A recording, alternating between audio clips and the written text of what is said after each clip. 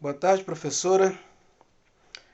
Conforme foi solicitado em aula aí, segue explicação referente ao meu TCC. O tema no qual eu escrevi é a mudança de competência dos crimes militares definida pela Lei 13.491 de 2017. Legislação essa que foi sancionada pelo então presidente na época, Michel Temer.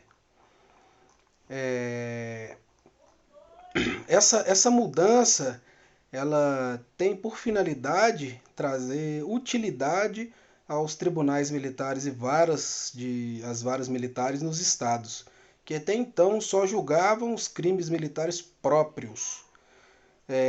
Para a gente contextualizar, é necessário falar um pouco da história, né, da justiça militar, que teve sua origem por volta de 1893, quando o Superior Conselho Militar foi convertido em Superior Tribunal Militar, com a finalidade desta justiça ser uma justiça especial para processar e julgar os delitos cometidos por militares em razão da natureza do serviço ser exclusivamente militar.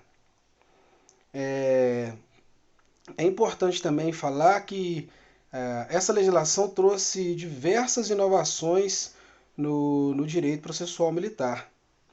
Inovações essas que foram promovidas sendo as principais mudanças, as mudanças de competência para processar e julgar os crimes militares próprios e impróprios, que são os crimes, né, dispostos no Código Penal e demais legislações esparsas.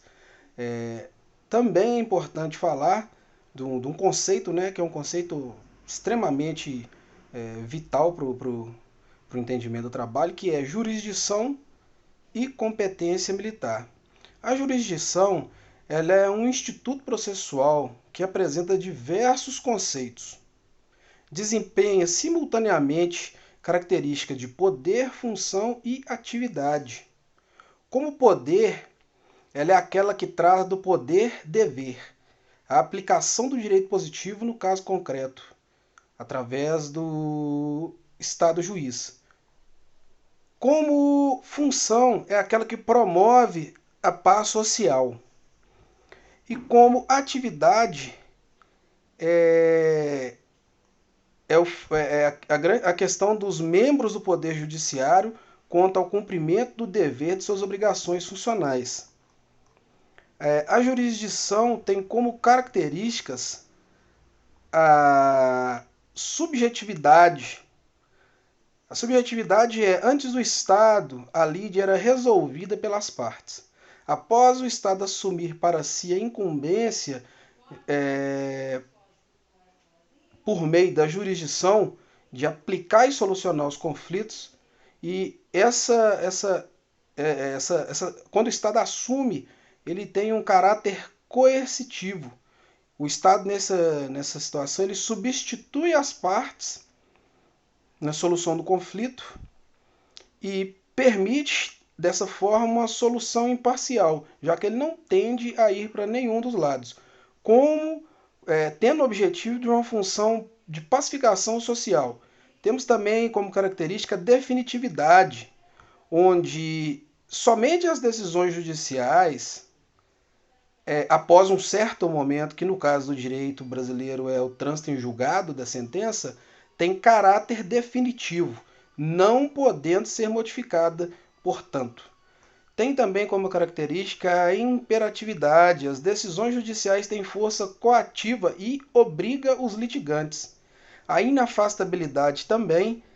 A lei não pode excluir de apreciação do Poder Judiciário nenhuma lesão ou ameaça ao direito.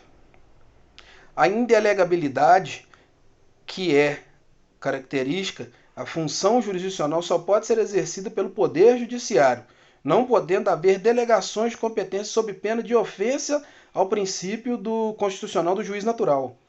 A inércia. A inércia é. A jurisdição é inerte. Ela somente se mobiliza mediante provocação dos interessados.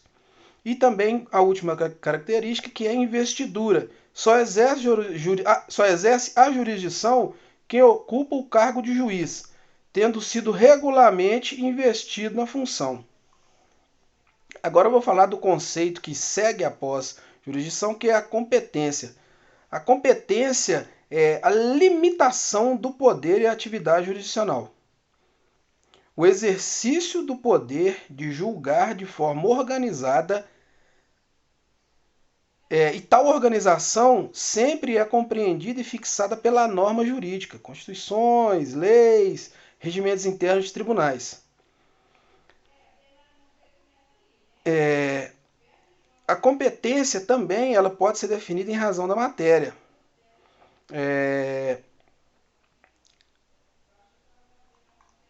Que no caso do direito penal militar, que é uma matéria bem específica, essa lei, né, a 13491 de 2017, ela atraiu a competência para tribunais específicos. Até mesmo porque essa ótica de atração da especificidade, ela é muito interessante e importante pelo fato que você utiliza uma estrutura que já existe, com os juízes que já trabalham na área, e promove economia processual, uma vez que a esfera criminal comum ela não vai ficar abarrotada de processos sendo julgados diuturnamente e tendo trâmites imensos, quase perpétuos, a depender de alguns casos. A pessoa fica 10, 15 anos enrolado com processo e mais processos vão vindo e vão acumulando e não vão tendo solução. Diante disso, né, as principais alterações que foram feitas foi no artigo 9º do Código Penal Militar, e o importante é analisar aí o parágrafo 1º e o parágrafo 2º. O parágrafo 1º diz o seguinte: os crimes que trata este artigo, quando dolosos contra a vida e cometidos por militar contra civil, serão de competência do tribunal do júri. Nesse caso, ele fala dos militares estaduais especificamente, pois os militares federais, quando agem, eles agem em garantia da lei e da ordem. E, neste caso, eles são julgados pelo Superior Tribunal Militar, que é o STM. O parágrafo 2º, os crimes que trata... Os crimes tratados nesse artigo, quando dolosos contra a vida, cometidos por militar das Forças Armadas contra o civil, serão de competência da Justiça Militar da União, conforme foi explicado anteriormente. Nessa ótica, e para finalizar, senão o vídeo vai ficar muito longo, é importante essa mudança, pois ela traz uma verdadeira justiça, pois os juízes que nos julgavam antes, me incluo, pois sou policial militar, que nos julgavam antes, quando era matéria ligada a direito nosso, um direito adquirido, eles falavam que eram incompetentes para poder decidir a respeito, pois nós temos estatuto próprio e regimento e leis próprias. Agora, quando era na esfera criminal, eles optavam por decidir e não por remeter à justiça competente, a justiça que lida com as questões que devem ser lidadas, que é a questão penal militar.